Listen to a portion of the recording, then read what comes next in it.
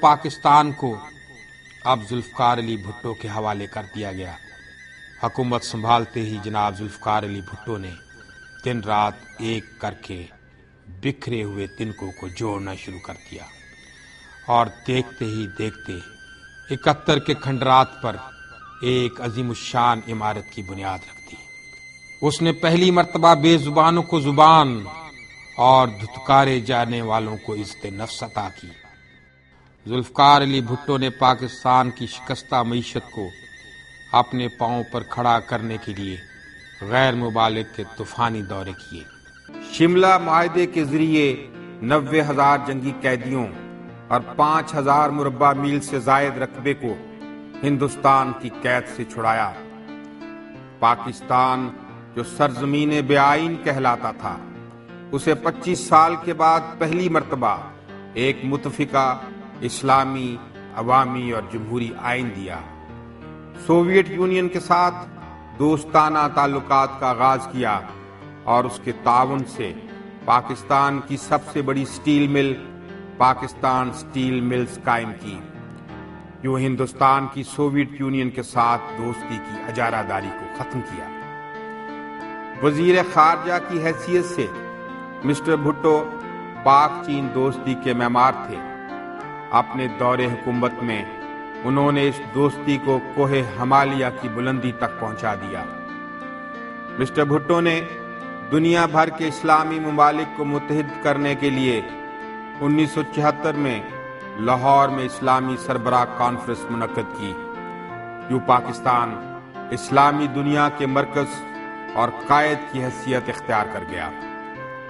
بھٹو کا ایک اور عظیم کارنامہ پاکستان کا ایٹمی پروگرام تھا، جسے روکنے کے لیے امریکی وزیر خارجہ ہینری کیسنجر نے بھٹو پر اس درجہ دباؤ ڈالا کہ انہیں عبرت کی مثال بنا دینے کی دھمکی دی، جس پر بعد میں عمل بھی کیا گیا۔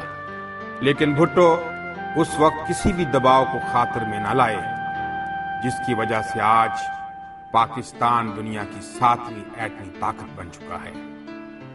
1971 میں جس ملک کی بقا کے بارے میں دنیا بے یقینی کا شکار تھی، 1976 تک وہی ملک دنیا اسلام اور تیسری دنیا کا ایک توانا ملک بن چکا تھا، جس کا صحرا ذوالفقار علی بھٹو کے سر تھا۔ پاکستان میں جمہوریت کو مستحکم کرنے اور اسے دنیا کا ترقی یافتہ اور مہذب ملک بنانے کے لیے ذوالفقار علی بھٹو نے مقررہ وقت سے 1 سال پہلے عام انتخابات کرانے کا اعلان کر دیا اور 7 مارچ 1977 کی تاریخ مقرر کر دی۔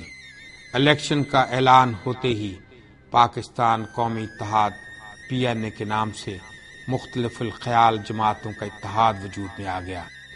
دراصل عالمی سامراج پاکستان میں جمہوری اقتدار کی پروان چڑھنے سے خوف زدہ تھا۔ پاکستان کی تاریخ میں پہلی مرتبہ عوامی اقتدار قائم ہوا تھا، جس پر سامراج دباؤ ڈال کر اپنی مرضی کے فیصلے نہیں کروا سکتا تھا۔ یہ جو سازش ہے، کس کی سازش ہے؟ یہ سازش عوام کی سازش نہیں ہے، جیسے میں نے کہا کہ یہ سازش عوام کے خلاف کی گئی ہے۔ سازش کس کی ہے؟ اس وقت سازش کس کی تھی؟ اب سازش کس کی ہے؟ ماضی میں سازش کس کی تھی؟ مستقبل میں سازش وہی ہے۔ ایک ہی طاقت ہے۔ کس کی طاقت ہے؟ میں آپ کو بتاتا ہوں، کھل کے داستان بتاتا ہوں۔ ان سرمایہ داروں کی سازش ہے، ان سامراجوں کی سازش ہے، ان رجت پسندوں کی سازش ہے۔ اور پھر یوں ہوا، PNA کی احتجاجی تحریک بھی دم توڑنے لگی تو عالمی سامراج نے اسی فوج کے سربراہ کے ذریعے ذوالفقار علی بھٹو کے ہاتھوں میں زنجیریں ڈال دی اور اسے رسوا کیا، جس نے 1 لاکھ فوجیوں کی زنجیریں توڑنے اور ان کی عزت بحال کرنے کے لیے انتھک محنت کی تھی۔ 5 جولائی 1977 کو قائد اعظم کے جمہوری پاکستان پر تیسرے جرنیل نے حملہ کر دیا اور رہے سہے پاکستان کو زندہ انسانوں کا قبرستان بنا دیا۔ اب کی بار یہ حملہ مذہب کے مقدس نام پر کیا گیا۔ ذوالفقار علی بھٹو کو ایک غیر معروف شخص کے قتل کرنے کی سازش میں گرفتار کر لیا گیا، جو خود تو حملے میں بچ نکلا مگر اس کا باپ مارا گیا۔ اپنی نوعیت کے اس عجیب و غریب مقدمے میں بھٹو کو 2.25 سال تک ہر طرح کی ذہنی اور جسمانی اذیتیں دی گئیں، اور پھر ایک متنازع عدالتی فیصلے کے تحت، جسے عدالتی قتل کا نام دیا جاتا ہے، 4 اپریل 1979 کو ذوالفقار علی بھٹو کو ڈسٹرکٹ جیل راولپنڈی میں تختہ دار پر لٹکا دیا گیا۔ Zulfikar Ali Bhutto was hanged to death at 2 o'clock this morning in Rawalpindi district jail. My father was very calm and he talked to family matters, he talked to party matters, and I keep seeing his face. They asked at the end of the meeting, I said that I'd like to hug my father goodbye.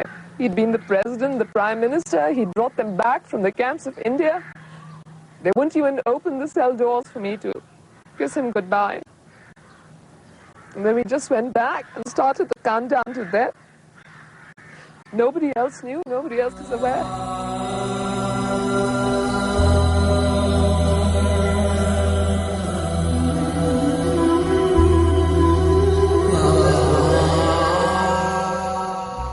خدا میرا گواہ ہے کہ پاکستان کے لیے میں اپنی جان قربان